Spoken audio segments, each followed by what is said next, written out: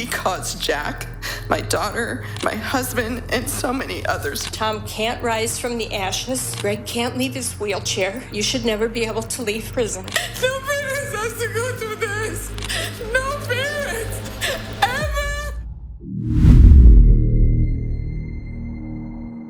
In January 2019, 88-year-old Harold Johnson visited the Ho Chunk Casino in Baraboo, Wisconsin, where he met 70-year-old Robert Pulvermacher. Out of kindness, Johnson lent him $100, expecting it to be repaid in a few days. When he returned to the casino to collect the money, surveillance footage showed both men walking outside together and getting into Johnson's car. It was the last time Johnson was seen alive. The following day, authorities discovered him unresponsive inside his vehicle, and investigators soon linked Pulvermacher to the case. After a lengthy investigation, Pulvermacher was charged with first-degree intentional homicide. Nearly 2 years later, he appeared in court and entered a plea of no contest. Then you stole his wallet and left him to die in his car, and you used his money to gamble for 7 hours. You are a coward and a waste of skin, and I hope you rot in prison and then in hell. During sentencing, Johnson's family shared their grief, describing the deep pain caused by losing a man known for his warmth, faith, and love for the outdoors. The judge sentenced Pulvermacher to life in prison without the possibility of parole, bringing an end to a case that began with a simple act of generosity and ended in lasting heartbreak.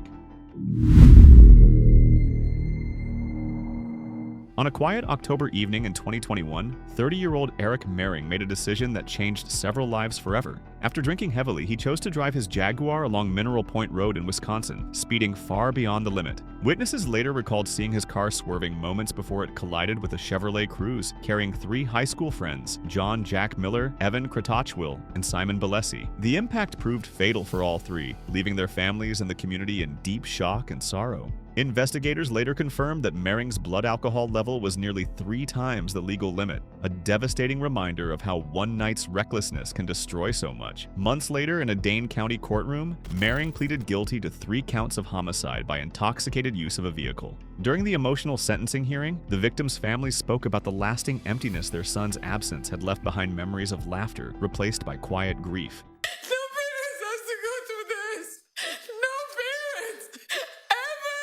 There is no part of our lives that this tragedy has not impacted. Our health, our work, our relationships, every single day.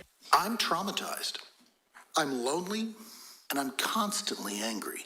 I loaded my son into a cremation chamber, and that's not something I'm supposed to do. Mr. Mering made a lot of bad decisions that night. And he could have chosen to stop drinking many times over the course of that night, and he didn't. That whole evening was full of selfish choices that showed a complete disregard for human life.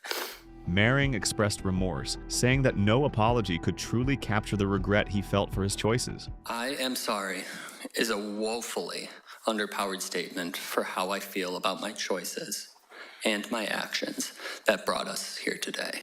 And it's impossible to forgive the pain he caused Jack, my daughter, my husband, and so many others who loved my son. The judge sentenced him to 18 years in prison and required him to spend each anniversary of the crash sharing his story publicly, a chance to warn others of the irreversible consequences of drunk driving and to honor the lives of Jack, Evan, and Simon. In April 2008, 21-year-old Britney Zimmerman, a University of Wisconsin-Madison student, was found dead inside her downtown apartment. The case deeply unsettled the community and remained unsolved for more than a decade. Detectives continued to work on it year after year, determined to find the person responsible. Then, in 2019, investigators announced a breakthrough. DNA evidence from the scene matched David Carl, a Madison man with a long history of drug-related offenses. He was arrested and later admitted to being involved in Britney's death. In late 2023, Carl pleaded guilty to first-degree intentional homicide. I would like to apologize to everybody, especially the Zimmerman family. I took away Britney's 21-year-old life, family that she could have had. During sentencing in early 2024, he told the court he would not seek parole or early release. I'm grateful. I'm grateful. My entire family is grateful that he is in agreement with the request to never be paroled on extended supervision because I think it's important for the court to know that we will fight forever. We will fight until the day he is dead, that he stay incarcerated. He has had 15 years of freedom, in which we have had zero freedom in all reality. And so I just need to have the last word on that. Britney's family addressed the court, sharing the immense pain they had carried for years and the sense of relief that justice had finally arrived. The judge sentenced David Cole to life in prison without the possibility of release. In August 2020, Anissa Scott was sitting in a car driven by her mother's boyfriend when tragedy struck. The vehicle was mistakenly targeted in a meant for someone else, and Anissa was hit. She was taken to the hospital but did not survive, leaving her family and community heartbroken. Investigators later identified 3 suspects, Jerry Ward, Andre Brown, and Perian Carreon, believed to be involved in planning and carrying out the Over the next few years, each of the men faced justice in court. Andre Brown was the first to be sentenced, receiving 40 years in prison for his role. Carreon also pleaded guilty, handed a lengthy sentence. In May 2023, Jerry Ward, who pleaded guilty to first-degree reckless homicide as a party to a crime. Okay, Mr. Ward, then are you pleading guilty to the charge? Yes. Okay. As part of the plea deal, other charges were dropped. The court later sentenced him to 15 years in prison, followed by 10 years of extended supervision. The decision brought a measure of closure to Anissa's loved ones, who continue to honor her memory and remind others of the lasting cost of senseless violence. In June 1987, 18-year-old Angela Hackle was last seen leaving a bar in Sauk City, Wisconsin, with Terry Vollbrecht, a man she had met that evening. A few days later, her body was discovered in a rural area, leading investigators to focus on Vollbrecht as the prime suspect. He was arrested, tried, and in 1989, convicted of first-degree intentional homicide, receiving a life sentence. At the time, prosecutors argued that the evidence pointed directly to him, but Vollbrecht consistently maintained his innocence.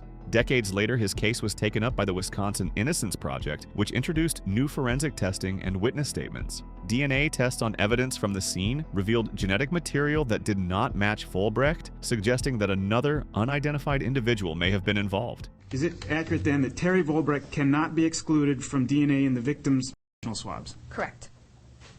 But he is excluded from the stains on the sleeping bag? Yes. And from the blood stains on the sleeping bag? Yes. Okay.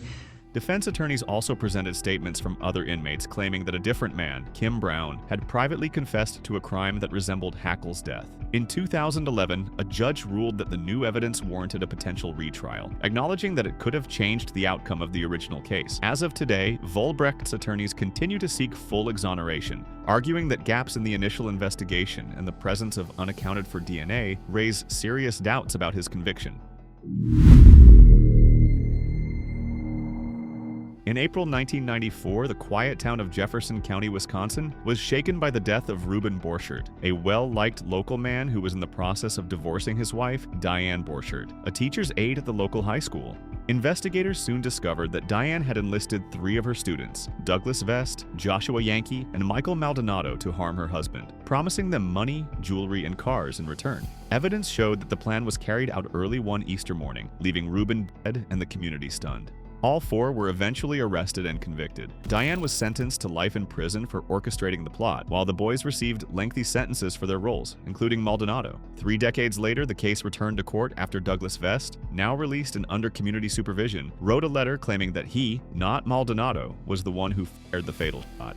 Maldonado's attorneys argued that this confession proved their client had been wrongly identified as the shooter. They also presented letters from Department of Correction staff praising Maldonado's conduct and rehabilitation over 30 years of incarceration. Judge Irwin's initial sentence that she crafted having sat through 2 trials, that she crafted after hearing Mr. Yankee testify under oath, Mr. Vest testify under oath, and the defendant testify under oath. Prosecutors, however, questioned the credibility of Vest's statement, maintaining that it did not change the facts established at trial. A judge has agreed to review the new evidence, with a final decision expected at an October 9, 2025 hearing, a development that could determine whether Maldonado's life sentence is reconsidered.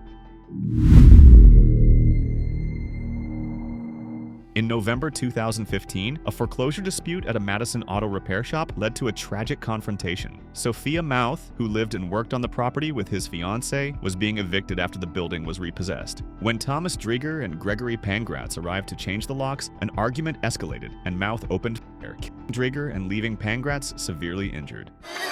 When the Khmer Rouge soldier walked in, they started yelling and screaming. At his 2017 trial, his attorneys argued that he acted in fear, believing the men were unlawfully removing him from his property. The jury accepted part of that defense, finding him guilty of second-degree intentional homicide and attempted second-degree intentional homicide, rather than the more serious first-degree charges. Like other defendants who come to me with particular histories that may explain how they arrived to this moment, it really gives me little guidance for a proper sentence. During sentencing, Judge Nicholas McNamara acknowledged Mouth's difficult past, including surviving Cambodia's Khmer Rouge regime and later becoming a respected member of Madison's Cambodian community, but said those experiences did not excuse the harm caused. I feel you should never have the opportunity to be a free man and cause pain and suffering to anyone else. Tom can't rise from the ashes. Greg can't leave his wheelchair. You should never be able to leave prison. Victims' families delivered emotional statements, with Pangratz, now paralyzed, confronting Mouth directly in court. Look at me. Look at me. Open your head, raise your head, and look at me. The judge sentenced him to 40 years in total, 25 years in prison, and 15 years of supervision. Mouth's appeals were later denied by state and federal courts, and as of 2025, he remains incarcerated. In March 2022, police in DeForest, Wisconsin, discovered 19-year-old Gabriel Savage parked outside a female classmate's home under suspicious circumstances. Inside his car, they found a rifle, ammunition, and handcuffs, items that raised immediate alarm. Investigators later uncovered writings that suggested he had been struggling with troubling thoughts and emotions directed toward the acquaintance. He was arrested and charged with several felonies, including attempted homicide, stalking, and kidnapping. As the case moved through the courts, psychological evaluations determined that Savage was suffering from a severe mental illness at the time of the incident. Both the prosecution and defense agreed that his actions stemmed from his unstable mental state rather than deliberate intent. You have a trial when there's a dispute over the facts, right? That's what leads to a trial. When you can't agree, normally in these cases you have a dueling set of experts, right? One side says, no, he was mentally ill, and the other side's experts said he wasn't. But if you have a situation where both sides are like, he was really mentally ill at the time he committed this crime, they'd be going through the trial for, we can just agree to that and, resolve the case without making 12 citizens come in and sit here for 2 weeks. Before the case could go to trial in 2024, Savage entered a no-contest plea to 1 count of attempted first-degree intentional homicide, while the other charges were dismissed. The judge accepted the plea and ruled that he was not guilty by reason of mental disease or defect, ordering him to spend 30 years in a secure mental health facility instead of prison, a decision meant to ensure both treatment and public safety.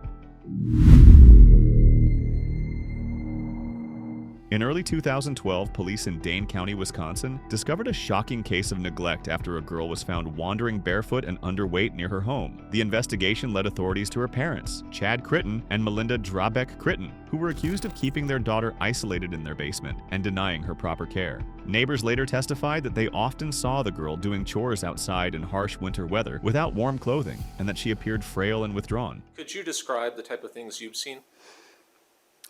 We saw her outside shoveling quite often without any winter clothing. It appeared that she would do all outside chores without any help from anyone else in the house. When we had the blizzard a couple of years ago, we helped her shovel, me, my brother, and sister. We went over there, and then we insisted for her to go get some warmer clothes on because she was only wearing warmer, like a capris and a long sleeve shirt. She was very skinny, didn't wear very many clothes, and at one point her head was shaved. The discovery prompted a full-scale investigation into what prosecutors described as years of severe neglect inside the Critton home. During Chad Critton's 2013 trial, the prosecution presented evidence and witness accounts detailing the girl's living conditions, while the defense argued that she suffered from behavioral and mental health challenges. A psychiatrist, however, testified that the girl showed no signs of serious mental illness. She was not somebody for whom I remember getting calls for aggressive behavior or urgencies about it. It was much more of an assessment, admission, and going through. So there weren't the same number of behavioral-related issues that we have seen with some of our inpatients. After deliberation, the jury found Critton guilty on multiple counts of child abuse and neglect. In 2014, a Dane County judge sentenced him to 5 years in prison, followed by 5 years of extended supervision. His wife, Melinda, was also convicted in a separate trial. In April 2022, the community of Chippewa Falls, Wisconsin, was shaken when Lily Peters was reported missing after leaving her aunt's house and never returning home. The next day, investigators discovered her body in a wooded area near a local walking trail, prompting a swift and large-scale investigation. Within hours, police arrested a boy, identified as a relative, who later confessed to his involvement in her death. Under Wisconsin law, minors charged with serious crimes, like homicide, are automatically tried as adults. Prosecutors charged the boy with first-degree intentional homicide and related offenses. His attorney, Michael Cohen, filed a reverse waiver motion asking the court to move the case to juvenile court, where penalties are less severe and focused on rehabilitation. Of course, we're going to be filing a reverse waiver petition, but I know that the hearing is going to be, it could be relatively lengthy. I do not have the calendars available at this point for the witnesses that I'm going to be calling. I don't know how many witnesses Mr. Newell intends to call. After lengthy hearings in 2023, a Chippewa County judge denied the request, citing the gravity of the case. In September 2024, the Wisconsin Court of Appeals upheld that decision, ruling that the charges were too serious to warrant juvenile proceedings. The case will now proceed in adult court, where, if convicted, the defendant could face a life sentence. In April 2022, investigators in Rockford, Illinois discovered the body of 79-year-old Dennis Shatty in the Rock River, prompting a joint investigation between Wisconsin and Illinois authorities. The case quickly led police to Tracy Clark, a 57-year-old woman from Altoona, Wisconsin, who had been living with Shatty since 2019, and Brandon Gaston, 48, of Rockford. Detectives determined that Clark and Shatty shared a close relationship and that she had recently been named the beneficiary of his financial accounts, a detail that became central to the investigation. As evidence unfolded, Clark admitted to having a role in the incident, claiming she was present when Gaston attacked Shatty and later helped move and conceal the body. DS was a kind and caring person. He clearly cared for Ms. Clark, and by participating in this crime, Ms. Clark allowed DS to be violently murdered in his own home, a place where he should have felt safe and at peace. She was initially charged with first-degree intentional homicide, but in December 2024, she reached a plea deal, agreeing to plead no contest to second-degree reckless homicide and hiding a corpse. During Clark's sentencing in February 2025, she expressed deep remorse. And he was a good man and didn't deserve this. He was kind and understanding. The judge sentenced her to 15 years in prison, followed by 10 years of extended supervision and 7.5 years of probation. Her co-defendant, Brandon Gaston, remains in custody with further court proceedings scheduled. In August 2014, former Dane County Sheriff's Deputy Andrew Steele was diagnosed with a rare and degenerative disease that gradually affects the brain and nervous system. Only months later, tragedy struck when his wife, Ashley Steele, and her sister, Casey Tollefsbohl, were found dead at the couple's home in Fitchburg, Wisconsin. The shocking case deeply affected the community and raised questions about whether Steele's illness had altered his mental state. During the 2015 trial, medical experts testified that Steele's illness had caused significant neurological damage, impairing his behavior and decision-making. The jury ultimately found him not guilty by reason of mental defect, agreeing that his deteriorating mental condition had played a central role in his actions. Following the verdict, Steele was committed to a secure mental health facility. As his disease progressed and left him severely disabled, the court later allowed him to live under full-time supervision with his parents. In the years that followed, Steele's health continued to decline until his passing.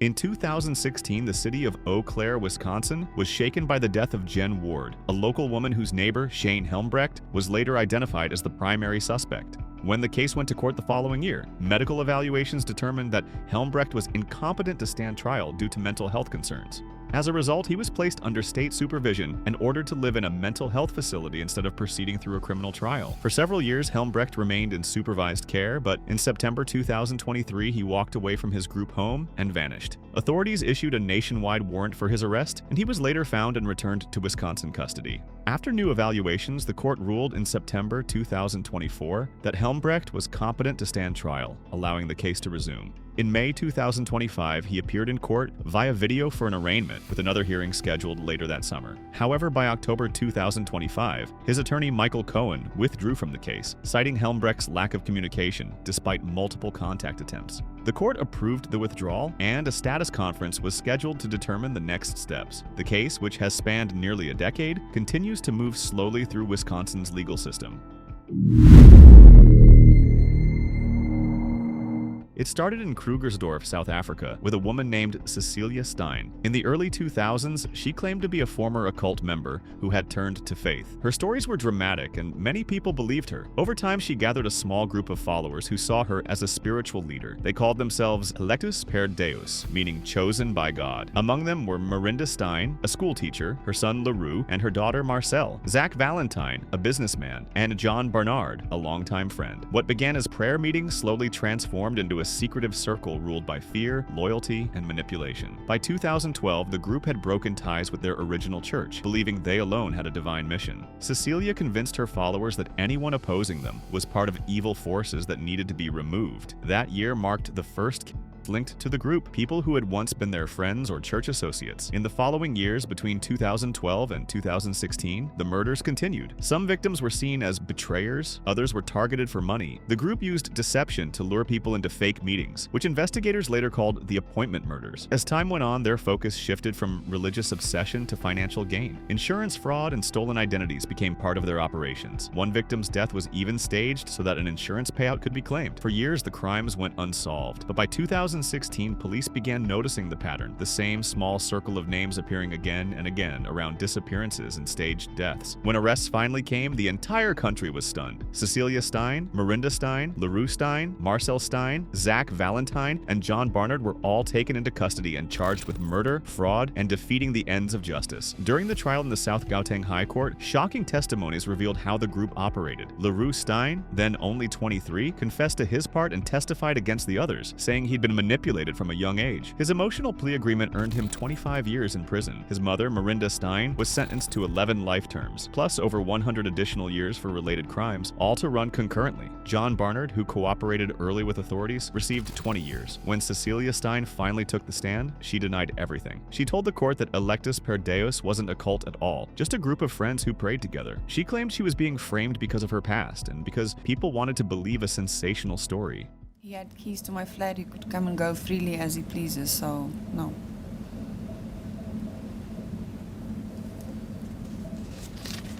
He also testified that everyone in the ministry, and it is referred to this group of people, used drugs. No, not everybody. Did you use drugs? No, I didn't. He testified that he used drugs with you? No, I was aware that he was using it, but I never used it with him. What type of drugs did he use? Crystal, and he smoked marijuana. Where did he use these drugs?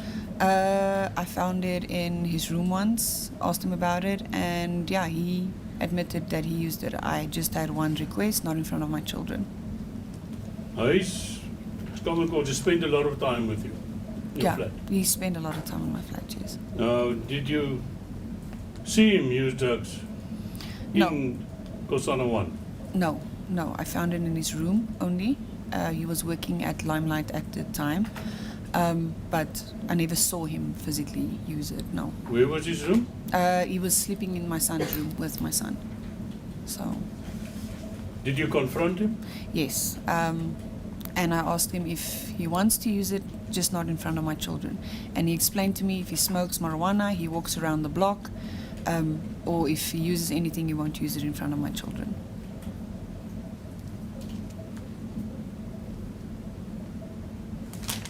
Then you also testified about the invisible girlfriend.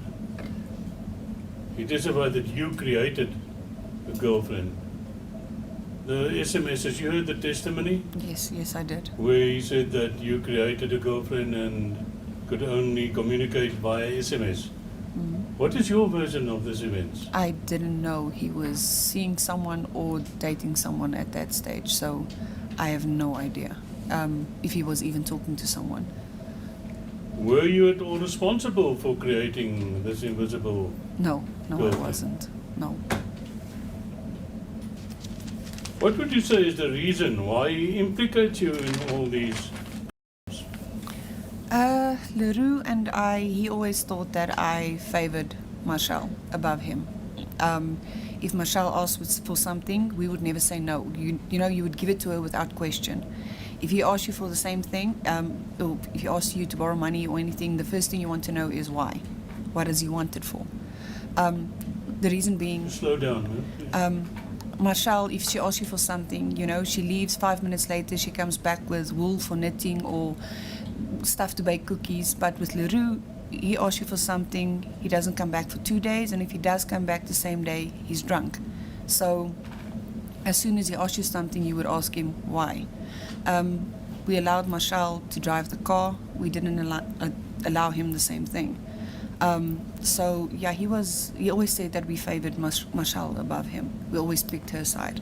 And it wasn't like that. There was reasons for it. But yeah, he was very upset about that most of the time. He also testified in concluding his evidence that you destroyed his life. No. He told you. No, I didn't destroy That he his life. hated you. Yeah, I heard him say that.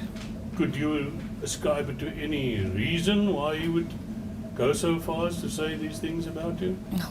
No, he stayed in my house. He practically lived there for a very long time. I can't see why he would say something like that. But yeah, he said it. Let's go to the evidence of John Barnard. He testified that he knew you since 2006, correct? He met me 2007. Me and his sister were pregnant at the same time. She with her son Dimitri and me with my daughter Louisa. My daughter was born January 2008. He said the primary reason meeting you is to exchange DVDs and also, although it was not the primary reason, to pick up drugs that you paid for. No, I never bought drugs from John. Did you supply any drugs to him? No, I never did. DVDs? DVDs, yes. Me and his sister used to swap out and make copies of each other's DVDs and stuff. He also said that you put pressure on people to obtain money. No, I didn't.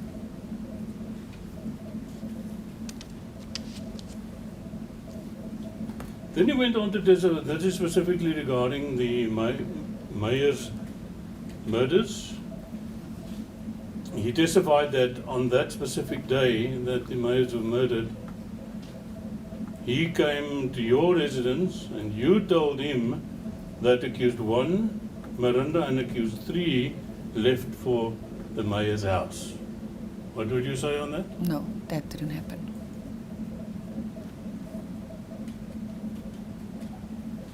Did you know about either accused 1, Miranda, or 3 going to the mayor's house? No, as far as I know, that day Marshall was busy in the kitchen cooking.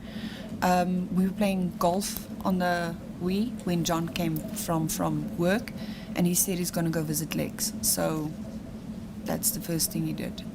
So no. And he testified that approximately an hour later, you received a phone call from Miranda saying that the operation went down well. No. That's referring to the mayor's murders. No, I never got a phone call. No phone call. No phone call. And after the murders, accused 3 and Miranda came to your flat and told you what happened. And also that accused 1 got aggressive during the encounter with the mayors. No. And he actually went No, Miranda never said nearly that. mad. No, that discussion didn't happen. With regard to the so-called Zach's death, the Jackson murder, he testified that you and all of the group accused discussed faking the death of Zach and then claiming the policy. No. Then he specifically testified that after the burning of Zach's vehicle, he phoned you, informing you of what happened. No one phoned me. That was the reason I was upset the next morning, that I had no missed calls on my phone. He further testified that when the group came back from Pieterstein, they actually gave you complete feedback of what exactly happened. No one came by that night at all. You also testified that, well, we'll leave that there. Apologies, my lord. Let's go over to Mr. X. Testimony, Job. Oh, okay. He testified that you had a discussion in your room and you asked him if accused one was capable of murder. What would you say to that? No, I never had a discussion like that with him. And then the whole issue of, with regard to the murder of Pastor Ben Dixon, you told him actually what happened, and then accused one would have come in and said, don't worry, he already knows about it. What would you say to that whole scenario? No, that never happened. That whole discussion never happened. Never took place? No. And then he testified about obtaining the services of a co-employee to get rid of Joshua. You actually approved that plan? No, I didn't know anybody except for his boss. I didn't know anybody else that worked with him.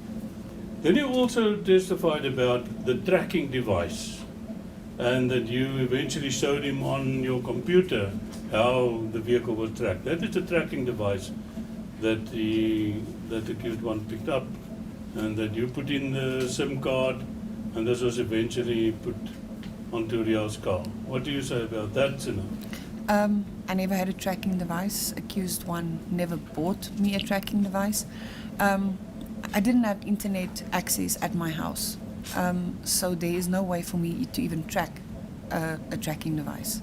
Prosecutors, however, said her denials didn't match the evidence, messages, recordings, and testimonies that showed she benefited financially and emotionally from the group's actions. In 2019, the court delivered its final verdict. Cecilia Stein, Zach Valentine, and Marcel Stein were found guilty on multiple counts of murder, fraud, and racketeering. Cecilia Stein received 13 life sentences, one of the harshest penalties ever handed down in South Africa. Zach Valentine was sentenced to 8 life terms, and Marcel Stein received 7 life sentences plus an additional 15 years for a crime she committed before. The case became known as the Krugersdorp killer saga, a chilling reminder of how manipulation and belief can twist ordinary lives. The story later inspired the 2021 documentary Devilsdorf, which explored how a self-proclaimed prophet turned trust, faith, and fear into tragedy.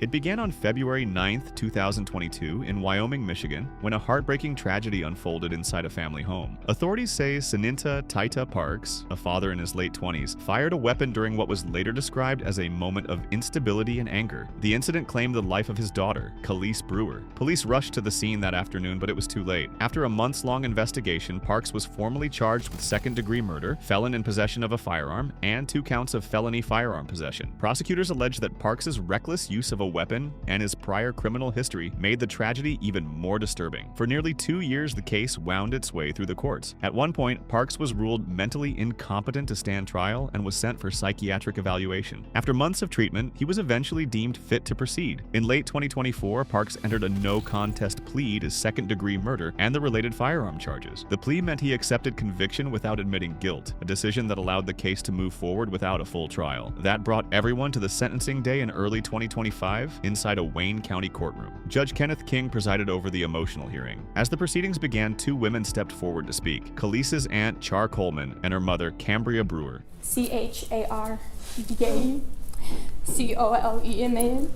I'm the aunt of Kylie Brewer. Before I begin, I want to thank everyone who has played a part in this case over the last 3 years. The horrific details of Khalees's murder are ones that no one should ever have to experience. It's 1:51 on a Thursday. Khalees should be sitting in her classroom, learning, making new friends, and being an innocent 5-year-old, but instead we are here. You were supposed to be her provider. You were supposed to protect her. You were supposed to love her. Instead, you are her killer. You should have been taking her to father-daughter dances. You should have been attending school conferences. You should be bringing her roses on special occasions. Instead, you brutally ended her life. Because of you, the only roses she will ever receive were for her funeral. Because of you, she will have no dances, birthdays, or school events. Because of you, we will never experience her huge smile again. I have always heard stories of other victims reading the victim impact statement and during that moment forgiving the person. I've always wondered if I'd be able to forgive someone who committed such a horrid crime, not knowing that one day I'd be giving a statement myself. I guess I'll never understand how they were able to find it in their hearts to forgive, because over the past 3 years, I wanted nothing more than you to pay for what you have done. Courtroom justice is only the beginning of what we want. We want prison justice. I hope everything we've ever heard about and what happens to lowlifes like you who hurt children is true. And Big Bubba is everything the movies have made him out to be. This has been a never-ending nightmare for my family. I want nothing more for that smile to be wiped off your face and for you to feel even a portion of what we felt since you took Khalees's life. I know that feeling won't come from your own guilt or regret, but I hope you feel every bit of discomfort, fear, and pain from everything the prison system has to offer killers like you who have brutally murdered their own children. Did you want to speak also, ma'am? Yes. Can you state your name, please? KAMBRIABREWER.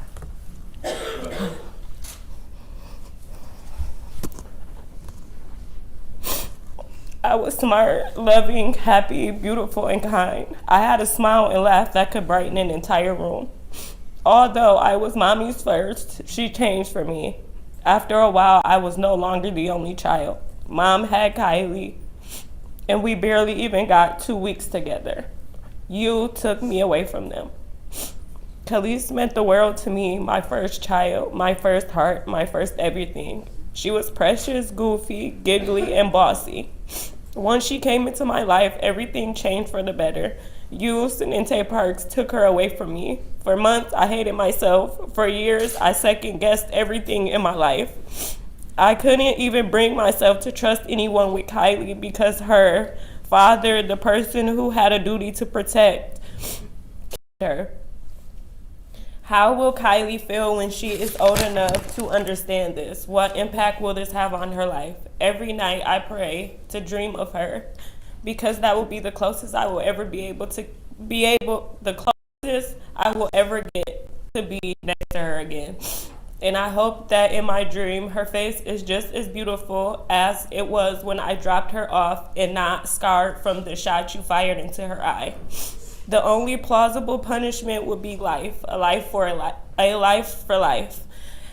Every time I try to believe I have forgiven you, I am reminded of that fatal shot you fired into her beautiful face. When it was the defense's turn, Parks' attorney acknowledged the enormity of the tragedy, but asked the judge to consider his client's mental health issues and expressions of remorse. Unimaginably horrific crime. It is deserving of the maximum penalty the court can impose. Mr. Clapp, you had the opportunity to read, review, and discuss the pre-sentence report. We have, Your Honor. Do you have any additions, corrections, or challenges to the report? No, Your Honor. Or to the guidelines? No, Your Honor. Right, thank you. Is there anything you'd like to say about your client? Your Honor, this is a tragic, awful case. Mr. Parks is remorseful and very sad for what happened. He has, as the court would know from this case, has multiple mental health issues that necessitated him actually being found incompetent for many, many months. I ask court to take that into consideration in your sentencing. Then Parks himself spoke. Is there anything that you'd like to say before I impose sentence today? Yeah, I'd just like to say I sincerely apologize to Gabrielle and her family, to my family. You know, to the courts, and that's it, bro. Judge King paused before delivering his ruling. He said this was one of the hardest cases he had ever read, a senseless loss caused by someone who should have protected, not harmed. He noted Parks' prior felony convictions, his time in the juvenile system, and that he was on parole at the time of the shooting. The judge emphasized that this was a pattern of dangerous behavior involving weapons, and that the sentence must reflect both punishment and protection for society. After reviewing the sentencing guidelines and hearing from both sides, Judge King delivered the final decision. So we have here a 3 counts of no contest plea to count 1 amended second-degree murder, count 3 no contest weapons, firearms, possession by felon, and count 4 no contest weapons, felony, firearm. I'll just note that the count 1 has a life maximum term, count 3 has a 5-year maximum term, and count 4 has a 2-year flat, which is basically a minimum 2, maximum 2-year term. We've heard from our victim representatives today. You, sir, have 2 prior felonies. You were in the juvenile court system. You have 1 prior term in prison. You were on parole at the time that this happened. The upside is you've gotten your GED, but certainly the prior felonies are significant because they relate to firearms and your use and misuse of firearms. We'll get into that more in just a moment. But looking at the guidelines, count 1 had a 270 to 450 a month guideline range. Count 3 has a 19 to 30 month guideline range. And then count 4 has a flat 2-year term, so minimum 2-year, maximum 2-year term.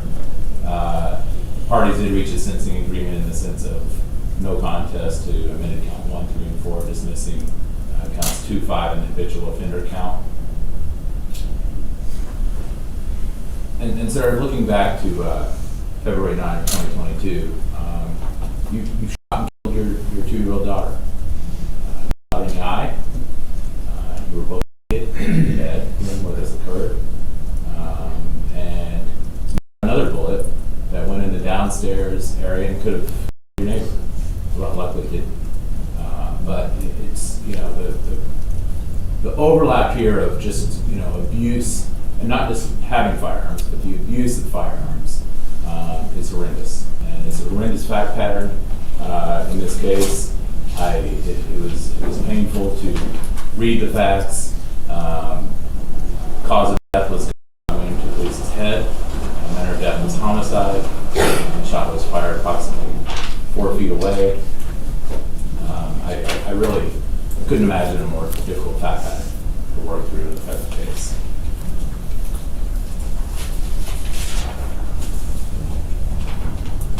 Based on the sentencing guidelines that I've just discussed, statutory maximums, the facts of the case, and the underlying circumstances that I've reviewed and involved here, the defendant must first serve a 2-year flat term, which is a minimum of 2 years, maximum 2 years on the felony firearm count. He's entitled to 3 days credit for that. Concurrent with the felony firearm, he will serve 24 months to 5 years in MDOC on the firearms possession by a felon. Is entitled to 3 days credit for that. Consecutive to the felony firearm, concurrent with the firearms possession by a felon, the defendant will serve a sentence of 396 months, which is 33 years, to 720 months, which is 60 years in MDOC for second-degree murder. The defendant is not entitled to any credit, and all of these are consecutive to parole. I will add $240 in state costs, $130 in crime victim assessment, $1 in court costs, just noting that our average cost for a criminal case in King County is $1,861, and so the imposition of $1,000 court costs is appropriate in this case. I will order a $500 fine. This is the final sentence of the court. You will receive a 4 minutes later. Thank you, sir. Thank you, Your Honor. For second-degree murder, Parks was sentenced to 33 to 60 years in prison. For felony firearm possession, he received an additional 2-year flat term, followed by 2 to 5 years for being a felon in possession of a weapon. The sentences were ordered to run consecutively, meaning one after another, ensuring Parks would spend decades behind bars, likely into old age. In early April 2024, authorities in Bonneville County, Idaho, arrested 39-year-old Maxine Nathaniel Max Riddle, a former MMA coach and employee at a foster home in Idaho Falls. He was charged with 2 felony counts of lewd conduct with a after allegations surfaced involving a person in his care. As investigators looked deeper, they found additional cases in Bingham County, where Riddle faced more charges, including lewd conduct, exploitation, and destruction of evidence. Months later, on June 20th, 2024, Riddle accepted a non-binding plea agreement. Under the deal, he would plead guilty to 1 count of lewd conduct in the Bonneville case, and the state would drop the 2nd count. The agreement also impacted his pending Bingham County cases. If he pled guilty there too, the other charges would be dismissed. By late summer, the case reached its turning point, sentencing day in the Bonneville County Courthouse before Judge Bruce Watkins. The courtroom was solemn as the hearing began. The prosecutor presented a victim impact statement that described the emotional toll and loss of trust caused by Riddle's actions. The state called him a predator who had used his position of trust to take advantage of those who looked up to him. Just a couple of things from the pre-sentence investigation report that I'm sure Your Honor has reviewed, but he says, "I'm a person that people come to for help, and that's what I do." And that's exactly what he did in these cases, Your Honor. He was a caregiver for the victim in this case and then took advantage of her. And similarly, in the case in Bingham County, was another person that was impressionable, young, and vulnerable, and he took advantage of her as well. There is a note in here that he's been in trouble 3 times in the jail for various things, but mentions that, again, he's not a troublemaker, and he's just trying to help people. So it seems to be more about him than anyone else. During the psychosocial evaluation, I just would like the court to note that he is high risk based on the number of victims, despite the LSI score being only 21. The recommendations, and I know that other defense counsel have had issues with Officer Julie Morrison and her PSIs in the past, but she does mention that Mr. Riddle has a high regard for himself, doesn't seem to have any empathy for his victims at all, talks mostly about himself during the pre-sentence investigation and how he's embarrassed and ashamed, but doesn't express any remorse for what he's done to these victims and how what he's done is going to impact their lives. Talked about how he abused his position, manipulated them to engage in sexual activity. And I know, Your Honor, this is not by any means confirmed, but it does sound like there's the potential for other victims out there that the state doesn't know about. We would ask that you impose the sentence contemplated in the plea agreement of 9 years fixed, followed by, I can't remember what the indeterminate was, 16, I believe, Your Honor. Thank you. When it was the defense's turn, the attorney asked the court to accept the plea agreement as it stood. He said Riddle had taken responsibility early, saving the victims from reliving the trauma of a full trial. All the stakeholders to the table, because Mr. Riddle wanted to resolve all the cases, to not put any of the victims here through any kind of trial, that he wanted to take responsibility. And going into this, all the parties had back of our heads and basically the sentencing objectives. And as I outlined in Idaho statute and the Two-Hill case, and protection of society will be the most important one. And how can we protect society? Well, incarceration is one way, but also all of these objectives are kind of intertwined because with incarceration, you have protection of society, but also with Mr. Riddle taking responsibility, recognizing what he had done was illegal, and there's no excuse for that, and he's not trying to minimize any of that. He fully understands that he has to serve a lengthy sentence, but he will also be undergoing treatment while in custody, and that's to make sure that he is rehabilitated, and that to make sure that nothing like this ever happens again. Basically, looking at all the objectives that the Court of Appeals Court outlined in Two Hill case and the Idaho statute, we believe that this sentence kind of addresses all of those objectives, because you also have a serious punishment of 9 years fixed, plus 16 years indeterminate. Now, what does it mean? It means that he may qualify to go before the parole after 9 years while being in custody. It's not an automatic, there's not a guarantee that he's going to be, the parole commission is going to allow him to be released. So really, the total unified sentence is 25 years. Mr. Riddle realizes that he's going to have to work really hard to prove to himself and to the IDOC, to the society, the state, that he's capable of being rehabilitated and that he's not a danger to society. I think this kind of sentence also deters not just Mr. Riddle, but anybody else who's even thinking about doing something like this. That this is taken seriously by the state and by the courts, and that you pay with your freedom if you ever even think of if you do anything like this, and face the courts. Now there's always these interpretations kind of with a PSI. The reality is he is taking responsibility because he pled guilty to the charge. There's nothing more that shows somebody taking responsibility is pleading guilty. The reason maybe the PSI kind of looks and kind of thinks that he is kind of fixated on himself, well, it's because the PSI process, all the questions are about, pretty much most of the questions are about the defendant. And when defendants are answering questions, they're answering questions about themselves. Doesn't take it from the fact that he is remorseful, doesn't take from the fact that he is, we wants to make sure nothing like this ever happens again. He's participated in a psychosocial process. He has been upfront about all of his issues. He's an open book. So I think the sentences as outlined also takes all of these things into the proposed sentence, takes all of these elements and to really, we believe that this is going to serve the objectives of the court, and will also give Mr. Riddle a chance to look forward to eventually hopefully convince the parole commission to be released and go back to his family.